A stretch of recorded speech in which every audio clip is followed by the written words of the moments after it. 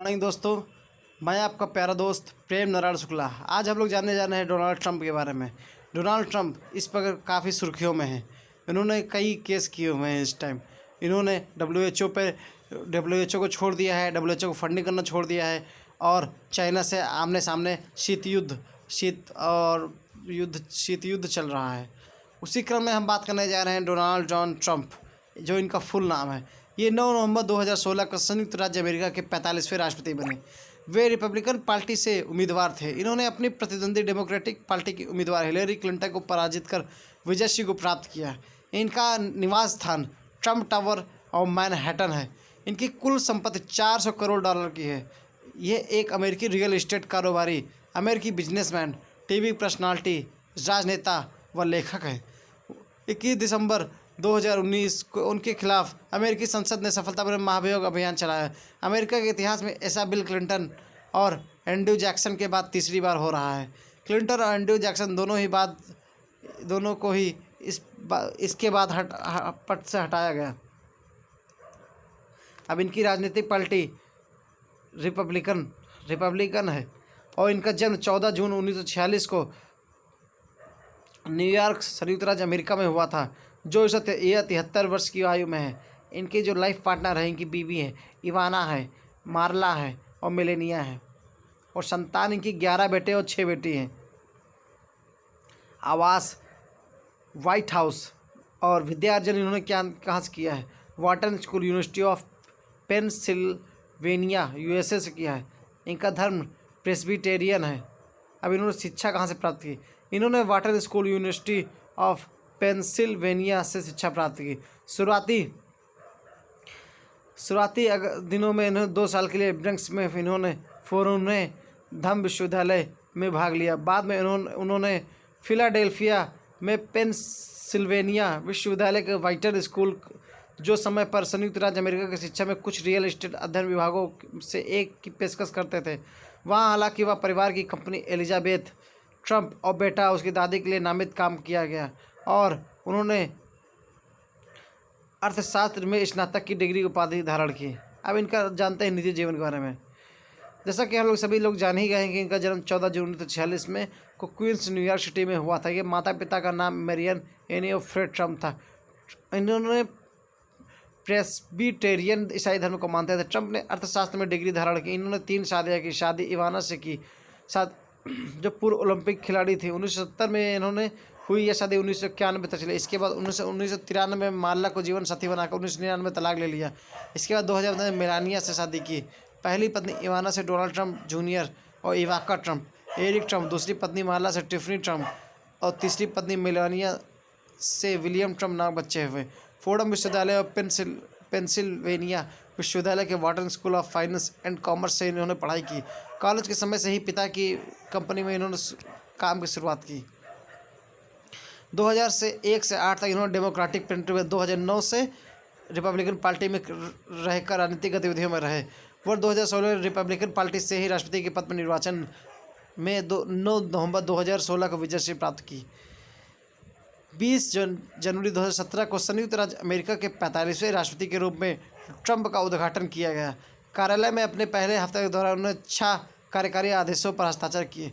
रोगी संरक्षण, वाहनी देखभाल अधिनियम को रद्द करने प्रत्याशा में अंतरिम प्रतिक्रियाएं से निकासी, ट्रांस पैसिफिक साझेदारी वार्ता, मैक्सिको सिटी पॉलिसी का पुनः स्थापना, Keystone XL Dakota Access pipeline निर्माण और परियोजनाओं को अनलॉक करना, सीमा सुरक्षा को मजबूत करना, मैक्सिको के साथ सीमा के साथ दीवार बनाने के लिए योजना डिजाइन प्रक्रिया शुरू करना।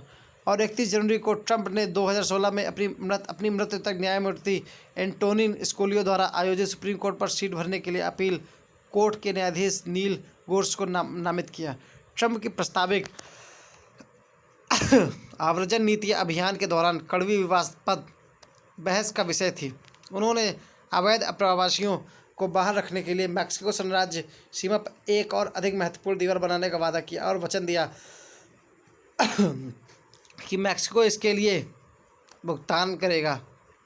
उन्होंने संयुक्त राज्य अमेरिका में रहने वाले अवैध अप्रवासियों को व्यापक रूप से निर्वासित करने का वचन दिया। एंकर बच्चों बनाने के लिए जन्मजात नागरिकता की आलोचना की। उन्होंने कहा कि निर्वाचन अपराधियों, वीज़ा ओवरस्टे और सुरक्षा खतरों पर केंद्रित करेगा। यात्रा पर प्रतिबंध। नवंबर 2015 में पेरिस के हमलों के बाद ट्रंप ने मुस्लिम विदेशियों को संयुक्त राज्य अमेरिका में प्रवेश करने से रोकने के लिए एक विवादास्पद प्रस्ताव दिया, जब तक कि मजबूत वीटिंग सिस्टम लागू नहीं किए जा सके। बाद में उन्होंने आतंकवाद के सिद्ध इतिहास वाले देशों पर लागू होने वाले प्रतिबंध को दोहराया। 27 जनवरी 2017 को ट्रंप ने यह कार्यकारी आदेश 13,769 पर हस्ताक्षर किए और जिसे 120 दिनों के लिए शरणार्थियों के प्रवेश पर निलंबित कर दिया गया। Iraq, Iran, Libya, Somalia, Sudan, Syria, Yemen के नागरिकों को सुरक्षा चिंता का हवाला देते हुए प्रवेश किया आदेश चेतावनी के बिना लगाया गया था। तुरंत प्रभाव पड़ा और भ्रम और विरोध ने हवाई अड्डे पर अराजकता उत्पन्न की। प्रशासन ने तब स्पष्ट किया कि ग्रीन कार्ड वाले आगंतुकों को प्रतिबंध से मुक्त किया गया है। सीमा पर पारिवारिक अलगाव। अप्रैल 2018 में ट्रंप ने शून्य सहिष्णुता अप्रवासन नीति लागू की, जिसके वयस्कों ने आपराधिक अभियोजन पक्ष के लिए अनियमित रूप से अमेरिका में प्रवेश किया और जबरन बच्चों को माता पिता से अलग कर दिया। पिछले प्रशासन की नीति को समाप्त कर दिया, जो बच्चों के परिवारों के लिए अपवाद बनाते थे। जून के मध्य तक 2300 से अधिक बच्चों को आश्रयों में रखा गया था, जिसमें बच्चों के लिए निविदा उम्र आश्रय शामिल थे। डेमोक्रेट, रिपब्लिकन, ट्रंप सहयोगियों और धार्मिक समूहों की मांगों से समाप्त होने वाली नीतियों समाप्त कर दिया गया था। ट्रंप ने झूठा जोर देकर कहा कि उनका प्रशासन केवल कानून का पालन करा रहा था। 20 जून को ट्रंप ने अमेरिकी सीमा पर पारिवारिक विवाद अलगाव समाप्त करने के लिए एक कार्यकारी आदेश पर हस्ताक्षर किए। 26 जून को सैन डिएगो में एक संघीय न्यायाधीश ने एक प्रारंभिक आदेश जारी किया, जिसके चलते प्रशासन को अपने छोटे बच्चों से अलग अलग अप्रवासियों को अलग करने और सीमा पर अलग होने वाले परिवार को समूहों को एकजुट करने की आवश्यकता होती है।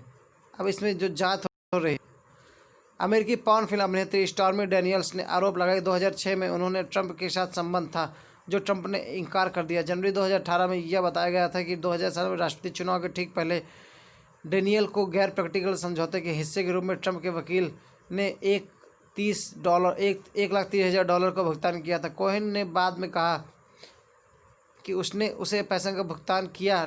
फरवरी 2018 में डेनियल ने कोहेन की कंपनी को एनडीए से रिहा होने के लिए कहा और अपनी कहानी बताने की अनुमति दी। कोहेन ने मामले पर चर्चा करने से रोकने के लिए एक संयम आदेश पारित किया। मार्च में डेनियल ने अदालत में दावा किया कि एनडीए कभी प्रभावी नहीं हुआ, क्योंकि ट्रंप ने इसे व्यक्तिगत रूप में हस्ताक्षर नहीं किया था। अप्रैल में ट्रंप ने कहा कि उन्हें कोहेन डेनियल का भुगतान करने के बारे में पता ही नहीं था। क्यों कोहेन ने भुगतान किया या जहां कोहेन से पैसा मिला था। मई ट्रंप के वार्षिक वित्तीय प्रकटीकरण से पता चला कि उन्होंने डेनियल से संबंधित भुगतान के लिए 2017 में कोहेन की प्रतिपूर्ति थी। अगस्त 2018 में न्यूयॉर्क की दक्षिणी जिले के लिए संयुक्त राज्य अटॉर्नी के कार्यालय द्वारा लगाए गए मामले कोहेन ने संघीय अदालत में अभियान वित्त कानून तोड़ने के लिए दोषी ठहराया। डेनियल को $1,30,000 और $1,50,000 के धन का भुगतान करने के लिए स्वीकार किया, परोक्ष रूप से प्लेबॉय मॉडल करेन मैकडॉगल के लिए, और कहा कि उन्होंने राष्ट्रपति चुनाव को प्रभावित करने के लिए उद्देश्य से ट्रंप की दिशा में भुगतान किया। और जवाब में ट्रंप ने कहा कि उसे केवल बाद में भुगतान के बारे में पता था। उन्होंने व्यक्तिगत रूप से कोहेन को भुगतान किया, अभियान से बाहर नहीं। कोहेन ने यह भी कहा कि वह रूस से क्या मिलकर विशेष परामर्श जांच के साथ पूरी सहयोग करेगा। अब बात आती है उत्तरी कोरिया फिर इजराइल।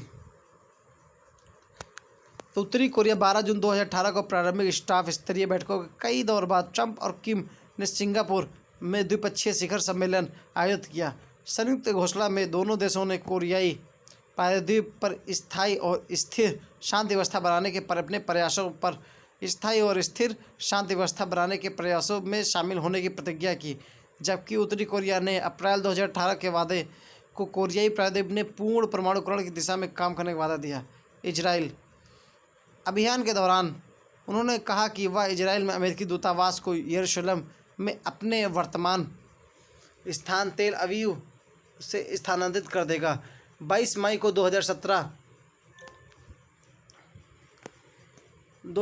को ट्रंप पहले अमेरिकी राष्ट्रपति थे जिन्होंने पहली विदेश यात्रा की यरूशलेम पश्चिमी दीवार का दौरा किया था, जिसमें Israel, Italy, Vatican city, Belgium शामिल थे। ट्रंप ने आधिकारिक तौर पर 6 दिसंबर 2000 इजराइल की राजधानी के रूप में मान्यता दी। विश्व के नेताओं से आलोचना और चेतावनी के बावजूद ट्रंप ने कहा कि वह यरूशलेम में एक नया अमेरिकी दूतावास स्थापित करने की प्रक्रिया, जिसके बाद 14 मई 2018 खोला गया। संयुक्त राष्ट्र महासभा 21 दिसंबर 2001 आपातकालीन सत्र में यरूशलेम पवित्र शहर राजनयिक मिशन की स्थापना से बचना सभी संकल्पों को करते हुए इस कदम की निंदा की।